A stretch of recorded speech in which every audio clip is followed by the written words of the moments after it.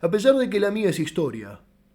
No la empezaré por el arca de Noé y la genealogía de sus ascendientes, como acostumbraban a hacerlo los antiguos historiadores españoles de América, que deben ser nuestros prototipos. Tengo muchas razones para no seguir ese ejemplo, las que callo, por no ser difuso. Diré solamente que los sucesos de mi narración pasaban por los años de Cristo de 1830 y tanto. Estábamos a más en Cuaresma, época en que escasea la carne en Buenos Aires, porque la Iglesia, adoptando el precepto de Epícteto, sufre, abstente, ordena vigilia y abstinencia a los estómagos de los fieles, a causa de que la carne es pecaminosa y, como dice el proverbio, busca la carne. Y como la Iglesia tiene por delegación directa de Dios el imperio inmaterial sobre las conciencias y estómagos, nada más justo y racional que prohíba lo malo. Los abastecedores, por otra parte, buenos federales y por lo mismo buenos católicos, sabiendo que el pueblo de Buenos Aires atesora una docilidad singular para someterse a toda especie de mandamiento, solo traen en días cuaresmales al matadero los novillos necesarios para el sustento de niños y los enfermos dispensados de la abstinencia por la bula, y no con el ánimo de que harten algunos herejotes, que no faltan, dispuestos siempre a violar los mandamientos carnificinos de la Iglesia y a contaminar la sociedad con el mal ejemplo. Sucedió pues en aquel tiempo una lluvia muy copiosa. Los caminos se anegaron. Los pantanos se pusieron a nado y las calles de entrada y salida de la ciudad rebosaban en acuoso barro.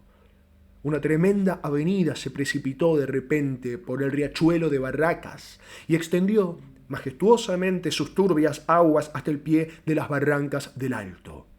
El Plata, creciendo embravecido, empujó esas aguas que venían buscando su cauce y las hizo correr hinchadas por sobre campos, terraplenes, arboladas, caseríos y extenderse como un lago inmenso por todas las bajas tierras. La ciudad, circunvalada del norte al este por una cintura de agua y barro, y al sur por un piélago blanquecino, en cuya superficie flotaban a la aventura algunos barquichuelos y negreaban las chimeneas y las copas de los árboles, echaba desde sus torres y barrancas atónitas miradas al horizonte, como implorando misericordia al Altísimo. Parecía el amago de un nuevo diluvio. Los beatos y beatas gimoteaban haciendo novenarios y continuas plegarias. Los predicadores atronaban el templo y hacían crujir el púlpito a puñetazos. «Es el día del juicio», decían. «El fin del mundo está por venir. La cólera divina, rebosando, se derrama en inundación. ¡Ay de vosotros, pecadores! ¡Ay de vosotros, unitarios impíos, que se burlan de la iglesia de los santos y no escuchan con veneración la palabra de los ungidos del Señor! ¡Ay de vosotros si no implorás misericordia al pie de los altares! Llegará la hora tremenda del vano crujir de dientes y de las frenéticas imprecaciones. Vuestra impiedad, vuestras herejías, vuestras blasfemias, vuestros crímenes horrendos han traído sobre nuestra tierra las plagas del Señor. La justicia y el Dios de la Federación os declarará malditos». Las pobres mujeres salían sin aliento, anonadadas del templo, echando, como era natural, la culpa de aquella calamidad a los unitarios. Continuaba, sin embargo, lloviendo a cántaros, y la inundación crecía, acreditando el pronóstico de los predicadores. Las campanas comenzaron a tocar rogativas por orden del muy católico restaurador, quien parece no las tenía todas consigo. Los libertinos, los incrédulos, es decir, los unitarios, empezaron a amedrentarse al ver tanta cara compungida, oír tanta batahola de imprecaciones. Se hablaba ya como de cosa resuelta, de una procesión en que debía ir toda la población descalza y a cráneo descubierto, acompañando al Altísimo, llevado bajo palio por el obispo hasta la barranca de Balcarce, donde millares de voces, conjurando al demonio unitario de la inundación, debían implorar la misericordia divina. Feliz, o mejor, desgraciadamente, pues la cosa habría sido de verse. No tuvo el efecto la ceremonia. porque bajando el Plata, la inundación se fue poco a poco escurriendo en su inmenso lecho sin necesidad de conjuras ni plegarias. Lo que hace principalmente a mi historia es que por causa de la inundación estuvo 15 días el matadero de la convalecencia sin ver una sola cabeza vacuna, y que en uno o dos todos los bueyes de quinteros y aguateros se consumieron en el abasto de la ciudad. Los pobres niños y enfermos se alimentaban con huevos y gallinas, y los gringos y herejes bramaban por el beef stick y el asado. La abstinencia de carne era general en el pueblo, que nunca se hizo más digno de la bendición de la iglesia, y así fue que llovieron sobre él millones y millones de indulgencias plenarias. Las gallinas se pusieron a 6 pesos y los huevos a 4 reales y el pescado carísimo. No hubo en aquellos días cuaresmales promiscuaciones ni exceso de gula, pero, en cambio, se fueron derecho al cielo innumerables ánimas y acontecieron cosas que parecen soñadas. No quedó en el matadero ni un solo ratón vivo de muchos millares que allí tenían albergue. Todos murieron de hambre o ahogados en sus cuevas por la incesante lluvia. Multitud de negras rebusconas, de achuras, como los caranchos de presa, se desbandaron por la ciudad como otras tantas arpías prontas a devorar cuanto hallaran comible. Las gaviotas y los perros, inseparables rivales suyos en el matadero, emigraron en busca de alimento animal. Porción de viejos achacosos cayeron en consunción por falta de nutritivo caldo. Pero lo más notable que sucedió fue el fallecimiento casi repentino de unos cuantos gringos herejes que cometieron el desacato de darse un hartazgo de chorizos de Extremadura, jamón y bacalao, y se fueron al otro mundo a pagar el pecado cometido por tan abominable promiscuación. Algunos médicos opinaron que si la carencia de carne continuaba, medio pueblo caería en síncope por estar los estómagos acostumbrados a su corroborante jugo. Y era de notar el contraste entre estos tristes pronósticos de la ciencia y los anatemas lanzados desde el púlpito por los reverendos padres contra toda clase de nutrición animal y de promiscuación en aquellos días destinados por la Iglesia al ayuno y la penitencia. Se originó de aquí una especie de guerra intestina entre los estómagos y las conciencias, atizada por el inexorable apetito y las no menos inexorables vociferaciones de los ministros de la Iglesia, quienes, como es su deber, no transigen con vicio alguno que tienda a relajar las costumbres católicas, a lo que se agregaba el estado de flatulencia intestinal de los habitantes, producido por el pescado y los porotos y otros alimentos algo indigestos. Esta guerra se manifestaba por sollozos. Esta guerra se manifestaba también por gritos descompasados en la peroración de los sermones y por rumores y estruendos subitáneos en las casas y calles de la ciudad o donde quiera concurrían gentes. Se alarmó tanto el gobierno, tan paternal como previsor del restaurador, creyendo aquellos tumultos de origen revolucionario y atribuyéndolos a los mismos salvajes unitarios, cuyas impiedades, según los predicadores federales, habían traído sobre el país la inundación de la cólera divina. Tomó activas providencias, desparramó sus esbirros por la población y, por último, bien informado, promulgó un decreto tranquilizador de las conciencias y de los estómagos, encabezado por un considerando muy sabio y piadoso, para que a todo trance, y arremetiendo por agua y todo, se trajese ganado a los corrales. En efecto, el 16º día de la carestía, víspera del día de Dolores, entró a nado por el paso de Burgos al matadero del Alto una tropa de 50 novillos gordos. Cosa poca, por cierto, para una población acostumbrada a consumir diariamente de 250 a 300 y cuya tercera parte al menos gozaría del fuero eclesiástico de alimentarse con carne. Cosa extraña que haya estómagos privilegiados y estómagos sujetos a leyes inviolables y que la Iglesia tenga la llave de los estómagos. Pero no es extraño, supuesto que el diablo con la carne suele meterse en el cuerpo y que la Iglesia tiene el poder de conjurarlo. El caso es reducir al hombre a una máquina cuyo móvil principal no sea su voluntad, sino la de la Iglesia y el gobierno.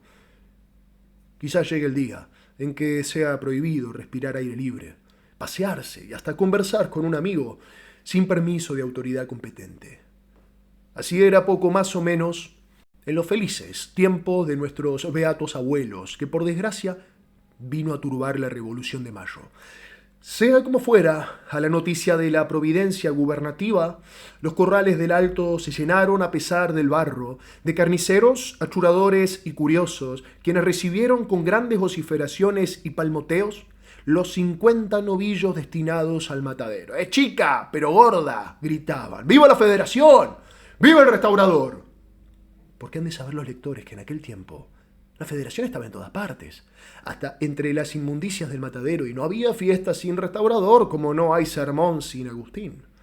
Cuentan que al oír tan desaforados gritos, las últimas ratas que agonizaban de hambre en sus cuevas se reanimaron y echaron a correr desatentadas, conociendo que volvían a aquellos lugares la acostumbrada alegría y la algaraza precursora de abundancia. El primer novillo que se mató fue todo entero de regalo al Restaurador, hombre muy amigo del asado. Una comisión de carniceros marchó a ofrecérselo a nombre de los federales del matadero, manifestándole en viva voz su agradecimiento por la acertada providencia del gobierno, su adhesión ilimitada al Restaurador y su odio entrañable a los salvajes unitarios, enemigos de Dios y de los hombres. El Restaurador contestó a la arenga, rinforzando sobre el mismo tema, y concluyó la ceremonia con los correspondientes vivas y vociferaciones de los espectadores y actores. Es de creer que el Restaurador tuviese permiso especial de su ilustrísima para no abstenerse de carne, porque siendo tan buen observador de las leyes, tan buen católico y tan acérrimo protector de la religión, no hubiera dado mal ejemplo aceptando semejante regalo ese día santo.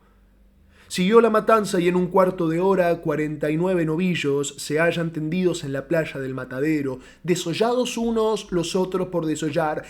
El espectáculo que ofrecía entonces era animado, pintoresco, aunque reunía todo lo horriblemente feo, inmundo y deforme de una pequeña clase proletaria peculiar del Río de la Plata. Pero para que el lector pueda percibirlo a un golpe de ojo, preciso es hacer un croquis de la localidad.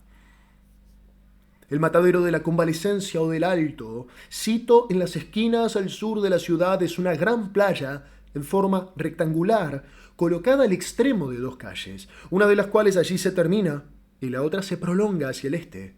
Esta playa, con declive al sur, está cortada por un zanjón labrado por la corriente de las aguas pluviales, en cuyos bordes laterales se muestran innumerables cuevas de ratones y cuyo cauce recoge en tiempo de lluvia toda la sangraza seca o reciente del matadero. En la junción del ángulo recto hacia el oeste está lo que llaman la casilla, un edificio bajo de 3 piezas de media agua, con corredor al frente que da a la calle y palenque para atar caballos, a cuya espalda se notan varios corrales de palo a pique de ñandubay, con sus fornidas puertas para encerrar el ganado. Estos corrales son, en tiempo de invierno, un verdadero lodazal, en el cual los animales apeñuscados se hunden hasta el encuentro y quedan como pegados y casi sin movimiento. En la casilla se hace la recaudación del impuesto de corrales, se cobran las multas por violación de reglamentos y se sienta el juez del matadero, un personaje importante, caudillo de los carniceros y que ejerce la suma del poder en aquella pequeña república por delegación del Restaurador. Fácil es calcular qué clase de hombre se requiere para el desempeño de semejante cargo. La casilla, por otra parte, es un edificio tan ruin y pequeño que nadie lo notaría en los corrales a no estar asociado su nombre al del terrible juez y a no resaltar sobre su blanca cintura los siguientes letreros rojos: ¡Viva la Federación! ¡Viva el Restaurador y la heroína Doña Encarnación Escurra! ¡Mueran los salvajes unitarios! Letreros muy significativos, símbolo de la fe política y religiosa de la gente del matadero. Pero algunos lectores no sabrán que la tal heroína es la difunta esposa del Restaurador, patrona muy querida de los carniceros, quienes ya muerta la veneraban como viva por sus virtudes cristianas y su federal heroísmo en la revolución contra Balcarce. Es el caso que en un aniversario de aquella memorable hazaña de la Mazorca, los carniceros festejaron con un espléndido banquete en la casilla a la heroína, banquete al que concurrió con su hija y otras señoras federales, y que allí, en presencia de un gran concurso, ofreció a los señores carniceros en un solemne brindis su federal patrocinio, por cuyo motivo ellos la proclamaron entusiasmados patrona del matadero, estampando su nombre en las paredes de la casilla, donde se estará hasta que lo borre la mano del tiempo. La perspectiva del matadero, a la distancia, era grotesca, llena de animación. 49 reses estaban tendidas sobre sus cueros y cerca de 200 personas hollaban aquel suelo de lodo regado con la sangre de sus arterias. En torno de cada res resaltaba un grupo de figuras humanas de tez y raza distintas. La figura más prominente de cada grupo era el carnicero, con el cuchillo en mano, brazo y pecho desnudos, cabello largo revuelto, camisa y chiripá y rostro embadurnado de sangre. A sus espaldas se rebullían, caracoleando y siguiendo los movimientos, una comparsa de muchachos, de negras mulatas achuradoras, cuya fealdad trasuntaba las arpías de la fábula, y, entremezclados con ella, algunos enormes mastines olfateaban, gruñían o se daban de tarascones por la presa.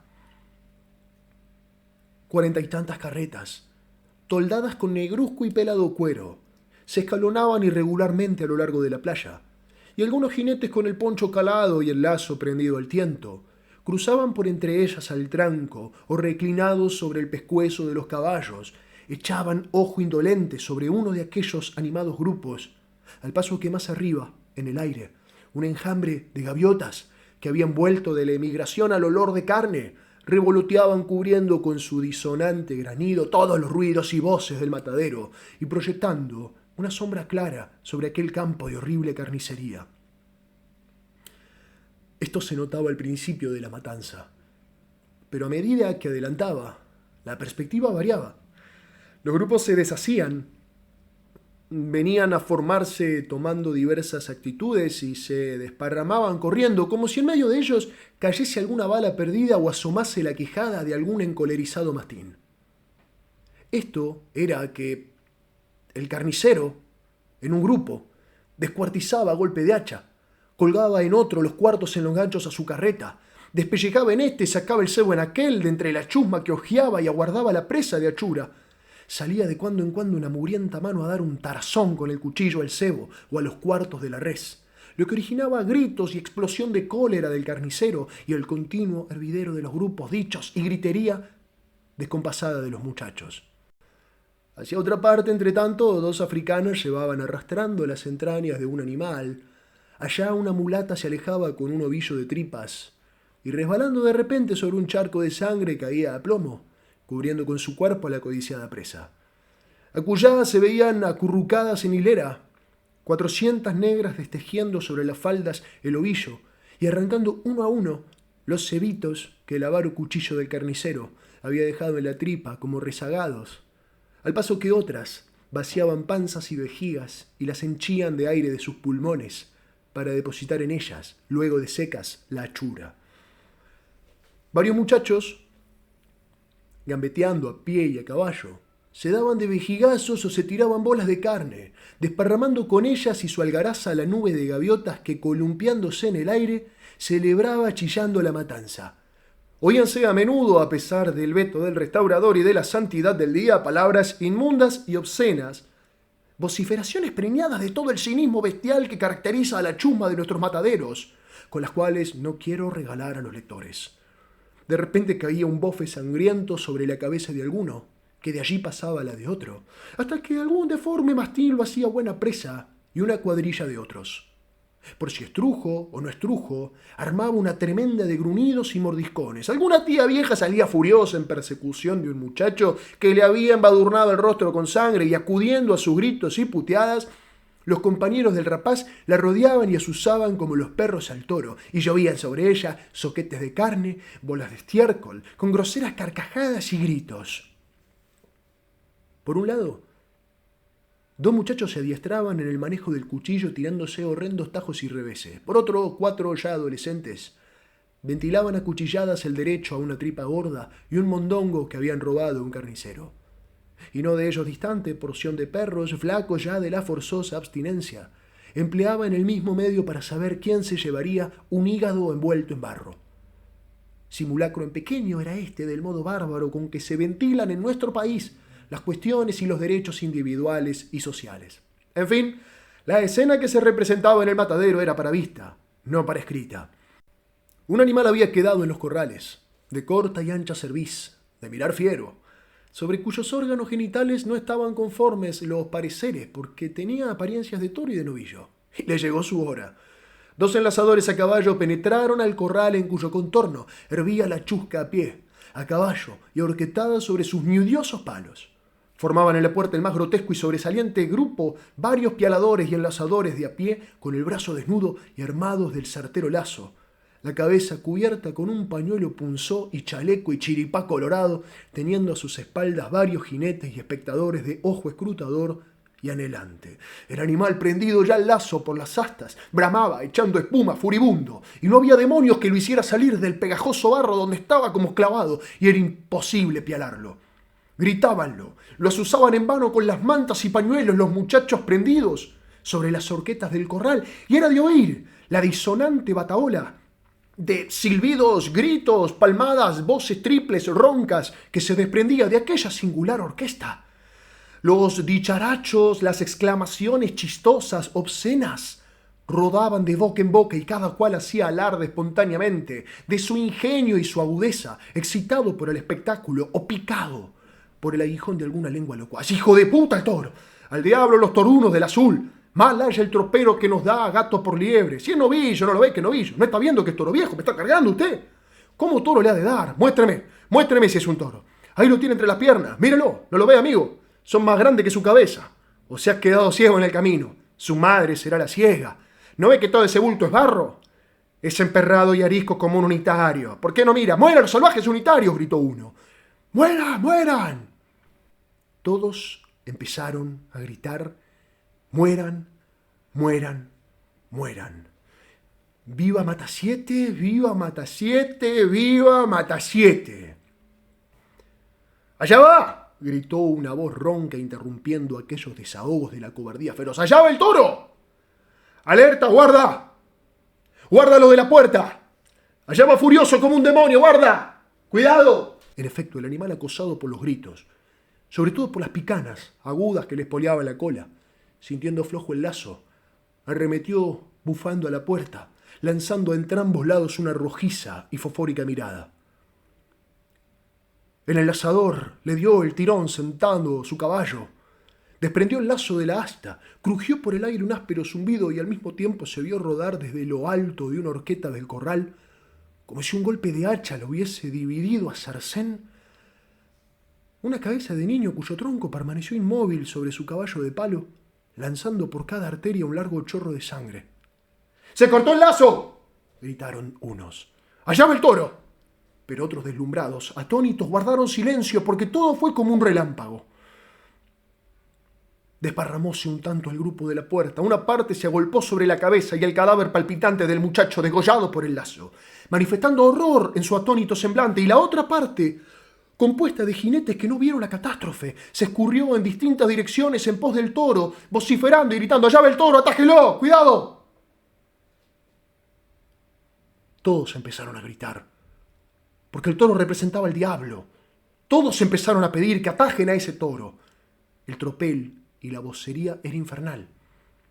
Unas cuantas negras, achuradoras, sentadas en hilera al borde del zanjón, oyendo el tumulto, se acogieron y agazaparon entre las panzas y tripas, que desenredaban y devanaban con la paciencia de Penélope, lo que sin duda las salvó, porque el animal lanzó al mirarlas un bufido aterrador, dio un salto y siguió adelante, perseguido por los jinetes. Cuentan que una de ellas se fue de cámaras. Otra rezó 10 salves en 2 minutos y 2 prometieron a San Benito no volver jamás a aquellos malditos corrales y abandonar el oficio de achuradoras. No se sabe si cumplieron la promesa. El toro, entre tanto, tomó hasta la ciudad por una larga y angosta calle que parte de la punta más aguda del rectángulo anteriormente descrito, una calle encerrada por una zanja y un cerco de tunas, que llaman sola por no tener más de 2 casas laterales y en cuyo aposado centro había un profundo pantano que tomaba de zanja a zanja. Cierto inglés, de vuelta de su saladero, vadeaba este pantano a la sazón, paso a paso, en un caballo algo arisco, y sin duda iba tan absorto en sus cálculos que no oyó el tropel de jinetes ni la gritería, sino cuando el toro arremetía al pantano. Azoróse de repente su caballo, dando un brinco al sesgo y echó a correr dejando al pobre hombre hundido media vara en el fango. Este accidente, sin embargo, no detuvo ni refrenó la carrera de los perseguidores del toro. Antes, al contrario, soltando carcajadas sarcásticas, ¡se amolonó el gringo! ¡Vamos, levantate, gringo! ¡Vamos, vamos! Exclamaron y cruzando el pantano, amasaron con barro bajo las patas de sus caballos su miserable cuerpo. Salió el gringo como pudo, después a la orilla, mas con la apariencia de un demonio tostado por las llamas del infierno que de un hombre blanco pelirrubio. Más adelante, al grito de ¡al toro, al toro!, 4 negras achuradoras que se retiraban con su presa se zambulleron en la zanja llena de agua, único refugio que les quedaba. El animal, entretanto, después de haber corrido unas 20 cuadras en distintas direcciones, azorando con su presencia todo viviente, se metió por la tranquera de una quinta donde halló su perdición. Aunque cansado, manifestaba bríos y colérico ceño, pero rodeábalo una zanja profunda y un tupido cerco de pitas, y no había escape. Se juntaron luego sus perseguidores, que se hallaban desbandados, y resolvieron llevarlo en un señuelo de bueyes para que expiase su atentado en el lugar mismo donde lo habían cometido. 1 hora después de su fuga, el toro estaba otra vez en el matadero, donde la poca chusma que había quedado no hablaba sino de sus fechorías. La aventura del gringo en el pantano excitaba, principalmente la risa y el sarcasmo. Del niño degollado por el lazo no quedaba sino un charco de sangre. Su cadáver estaba en el cementerio. Enlazaron muy luego por las astas al animal que brincaba haciendo hincapié y lanzando roncos bramidos. Echáronle 1, 2, 3 piales, pero infructuosos. Al cuarto quedó prendido de una pata. Su brío y su furia redoblaron. Su lengua, estirándose convulsiva, arrojaba espuma, su nariz humo, sus ojos miradas encendidas. «¡Deja en ese animal!», exclamó una voz imperiosa. Mata7 se tiró al punto del caballo, cortóle el garrón de una cuchillada y, gambeteando en torno de él con su enorme daga en mano, se la hundió al cabo hasta el puño en la garganta, mostrándola enseguida humeante y roja a los espectadores. Brotó un torrente de la herida, exhaló algunos bramidos roncos, vaciló y cayó el soberbio animal entre los gritos de la chusma, que proclamaba a Mata7 vencedor y le adjudicaba en premio el matambre. Mata7 extendió como orgulloso, por segunda vez, el brazo y el cuchillo ensangrentado y se agachó a desollarlo con otros compañeros. Faltaba que resolver la duda sobre los órganos genitales del muerto, clasificado provisoriamente de toro por su indomable fiereza. Pero estaban todos tan fatigados de la larga tarea que la echaron por lo pronto en olvido. Mas de repente una voz ruda gritó: «¡Aquí están los huevos!», sacando de la barriga del animal y mostrando a los espectadores 2 enormes testículos, signo inequívoco de su dignidad de toro. La risa y la charla fue grande. Todos los incidentes desgraciados pudieron fácilmente explicarse. Un toro en el matadero era cosa muy rara y aún prohibida. Aquel, según reglas de buena policía, debió arrojarse a los perros, pero había tanta escasez de carne y tantos hambrientos en la población que el señor juez tuvo a bien hacer ojo lardo. En 2 por 3 estuvo desollado, descuartizado, colgado en la cartera del maldito toro. Mata7 colocó el matambre bajo el pellón de su recado y se preparaba a partir. La masacre estaba concluida a las 12, y la poca chusma que había presenciado hasta el fin se retiraba en grupos de a pie y de a caballo, o tirando a la cincha algunas carretas cargadas de carne. Mas de repente la ronca voz de un carnicero gritó: «¡Allí viene un unitario!». Y al oír tan significativa palabra, toda aquella chusma se detuvo como herida de una impresión súbita. «¿No le ves la patilla en forma de U? No trae divisa en el frac ni luto en el sombrero. Es un perro unitario, carajo, es un cajetilla.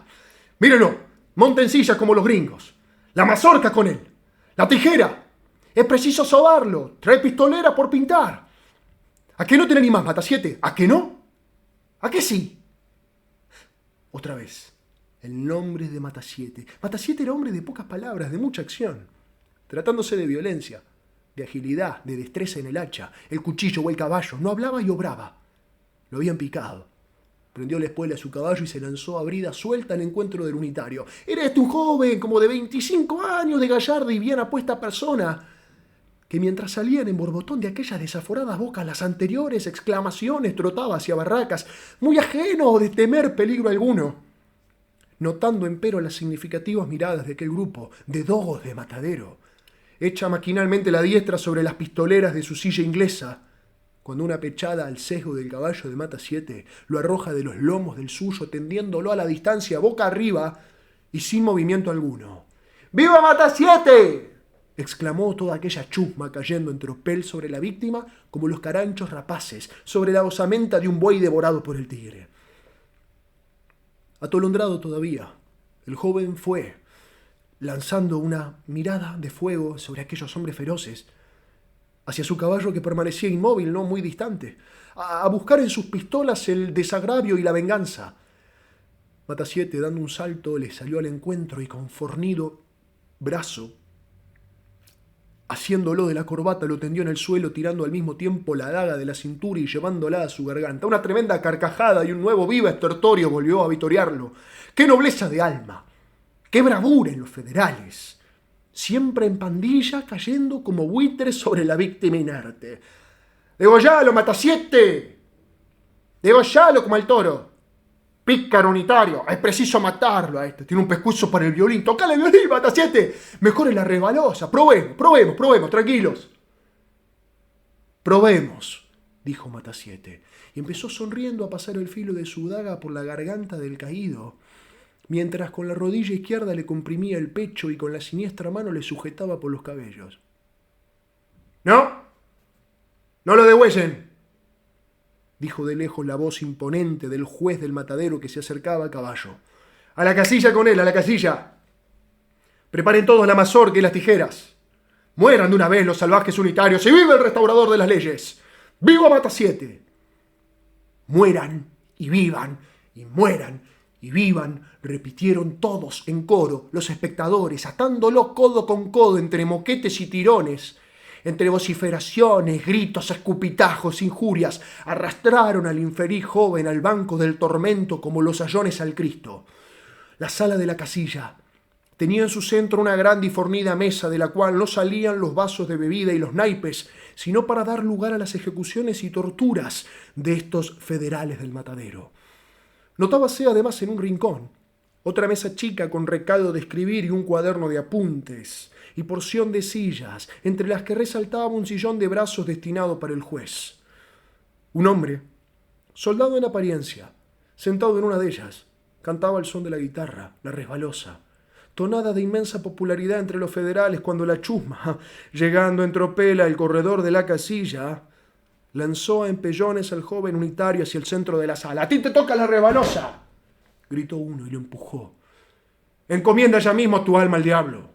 ¡Epa! ¡Estás furioso como un torito montarás! Ya se te va a amansar el palo, tranquilito, querido. Es preciso sobarlo. Por ahora, verga y tijera. Si no, la veía. Mejor será la mazorca. ¡Silencio! ¡Silencio y sentarse! ¡Todos!, exclamó el juez dejándose caer sobre su sillón. Todos obedecieron mientras el joven de pie, encarando al juez, le exclamó con voz preñada de indignación: ¡Infames sayones! ¿Qué intentan hacer de mí? ¡Calma! No hay que encolerizarse. Ya lo verás. ¡Calma!, le dijo sonriendo el juez. El joven, en efecto, estaba fuera de sí, de cólera. Todo su cuerpo parecía estar en convulsión. Su pálido y amoratado rostro, su voz, su labio trémulo, mostraban el movimiento convulsivo de su corazón. La agitación de sus nervios, sus ojos de fuego, parecían salirse de la órbita. Su negro y lacio cabello se levantaba erizado. Su cuello desnudo y la pechera de su camisa dejaban entrever el latido violento de sus arterias y la respiración anhelante de sus pulmones. ¿Tiemblas?, le dijo el juez. De rabia. ¿Por qué no puedo sofocarte entre mis brazos? Tendría fuerza y valor para eso. Tengo de sobra voluntad y coraje para ti, infame. A ver las tijeras de tu mi caballo. túcenlo a la federala. 2 hombres le asieron, uno de la ligadura del brazo, otro de la cabeza, y en un minuto cortáronle la patilla, que poblaba toda su barba por bajo, con risa estrepitosa de sus espectadores. A ver, dijo el juez, un vaso de agua para que se refresque el muchachito. Uno de hiel te haría beber yo, infame. Un negro petizo púsole al punto delante con un vaso de agua en la mano. Le dio al joven un puntapié en el brazo, y el vaso fue a estrellarse en el techo salpicando el asombrado rostro de los espectadores. ¡Ah, este es incorregible! Ya lo domaremos. ¡Silencio! ¡Silencio!, dijo el juez. Ya estás afeitado a la federala. Solo te falta el bigote. Cuidado con olvidarlo. Ahora vamos a cuenta. ¿Por qué no traes divisa? Porque no quiero. ¿No sabes que eso lo manda el restaurador? La libré es para vosotros, esclavos, no para los hombres libres. A los libres se les hace llevar a la fuerza. Sí, la fuerza y la violencia bestial, esas son vuestras armas, infame. El lobo, el tigre, la pantera también son fuertes como vosotros. Deberías andar como ellos en 4 patas, eso creo. ¿No temes que el tigre te despedace? Lo prefiero a que maniatado me arranquen como el cuervo una a una las entrañas. ¿Por qué no llevas luto en el sombrero por la heroína? Porque lo llevo en el corazón por la patria que vosotros habéis asesinado, infame. ¿No sabes que así lo dispuso el restaurador? Lo dispusiste vosotros, esclavos, para lisonjear el orgullo de vuestro señor y tributarle vasallaje infame. Insolente. Te has embravecido mucho, te haré cortar la lengua si chistas. Bájenle los calzones a este mentecato cajetilla y a nalga pelada denle verga bien atado sobre la mesa. Apenas articuló esto el juez. 4 sayones salpicados de sangre suspendieron al joven y lo tendieron largo a largo sobre la mesa, comprimiéndole todos sus miembros. ¡Ah! Primero degollarme que desnudarme, infame canalla. ¡Soltame! Atáronle un pañuelo por la boca y empezaron a tironear sus vestidos. Encogíase el joven, pateaba, hacía rechinar los dientes, tomaban ahora a sus miembros la flexibilidad del junco, ahora la dureza del fierro, y su espina dorsal era el eje de un movimiento parecido al de la serpiente.